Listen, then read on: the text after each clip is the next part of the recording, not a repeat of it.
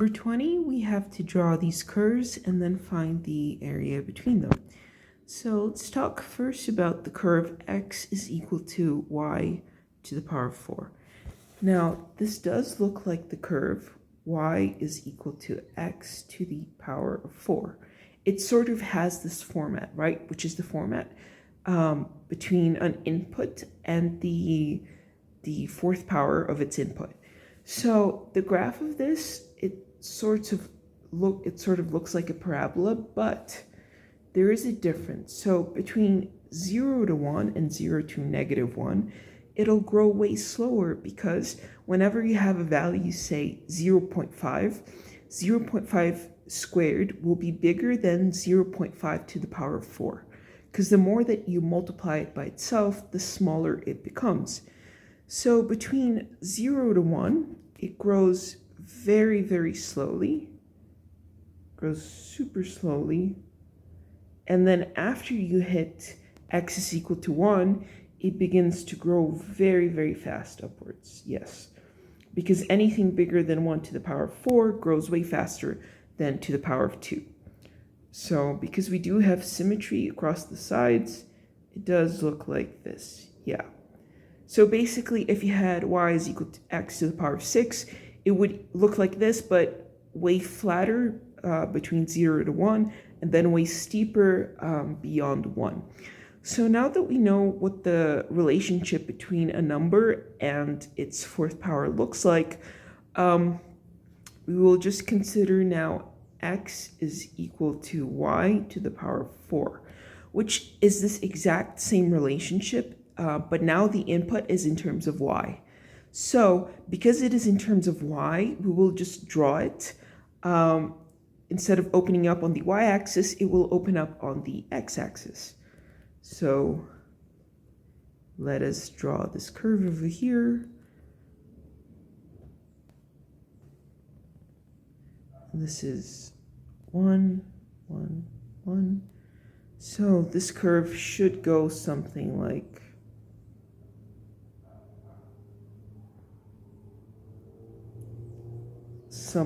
this. Now, it's not perfectly drawn, but you guys can see that it sort of looks like a parabola, but way flatter at the bottom.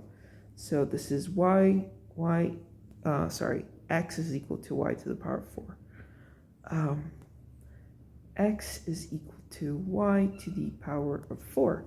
So now let's consider our second curve, which is the curve. It is a curve y is equal to square root of 2 minus x. So this is a square root function, but it has been transformed. So instead of opening up to the right, it'll open up to the left because it has been reflected across the y-axis, and also has been shifted 2 units to the right. So it begins over here, and then it grows like so. And if this seems confusing to you, you should review the graphic transformations. I think that it's a very useful skill to have. 2 minus x, okay?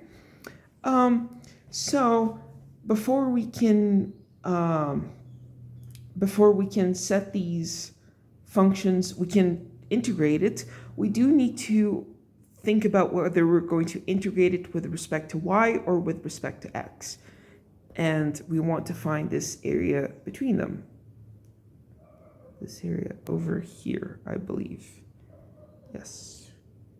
And the graph y is equal to 0. Yeah, because the line y is equal to 0 is also defined by the x-axis. So this line over here.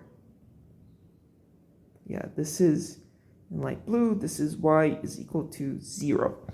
So to find this this area, we have to think about how we're setting up our integral. Now, it makes sense for us to integrate it with respect to y, because when we integrate it with respect to y, we're going to have these horizontal rectangles that represent our area. And now just remember that when we're taking the integral, we're really just summing up all these infinitely thin rectangles. It comes from the idea of the Riemann sum. So if we choose a horizontal rectangle, we can see here that the width, this part, will just be dy because it's a small piece of the y-axis. And in the horizontal bit, it'll be the upper function minus the lower function. And the reason that it's useful for us to choose this horizontal rectangle is because the upper function will always be the green function and the lower function will always be the pink one. Had I chosen to draw it, let me erase this. Had I chosen to draw it with vertical rectangles, you can see that my upper boundary now is the pink curve, and then over here my upper boundary would be the green curve. So I would have to break it up into two different integrals and do a lot more work than was necessary.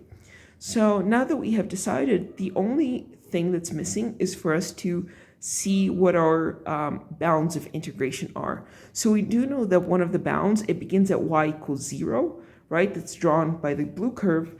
But the second bound is this point of intersection over here.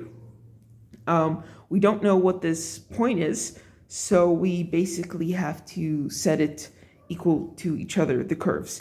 Now, we do have a slight problem in the green curve because it is expressed as a function of x, and the pink curve, it is expressed as a function of y.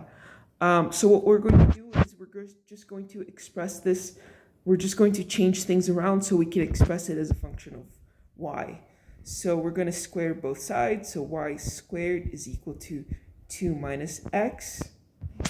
Let me just clean this up. Yeah, 2 minus x. And so we just bring x to one side and everything else to the other side. So we have x is equal to 2 minus y squared. Okay, it's still the same curve, but now we have expressed it as a function of y, which means that we can now easily set it equal to the other curve. So we're going to set these equal to each other so that we find the point of intersection. So y to the power of 4 is equal to minus y squared plus 2. And now I'm just going to bring everything over to the left-hand side. So y to the power of 4 plus y squared minus 2 is equal to 0. So I'm just going to factor these. And the way that I like to factor them is kind of using this trick of substitution, right? So I just say, okay, y squared is equal to x.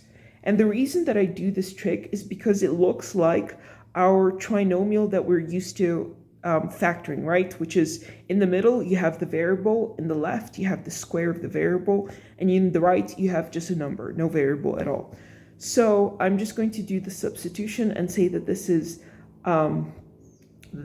x squared plus x minus 2. So once I have this, it's very easy to factor it, right? It is just x plus 2 times x minus 1 is equal to 0. And now all I have to do is substitute it back. So I'm going to substitute y squared for x. So y squared plus 2 times y squared minus 1 is equal to 0. So now I cannot set this first factor equal to 0 because if I do, I would bring the positive 2 to the other side and I would have to take the square root of a negative number, which would give us imaginary, and we're not working in the imaginary plane right now. So all we're going to do is say, okay, y squared is equal to 1, and therefore y is equal to plus or minus 1, right? So when we go back here, we could see that they're actually going to intersect at y is equal to 1. So now we are ready to set up our integral. So this is the integral from 0 to 1, and just reminding that it's 0 on the lower boundary because one of the curves that do restrict our area is the curve y is equal to 0. And then from here on, we just do the upper curve minus the lower curve.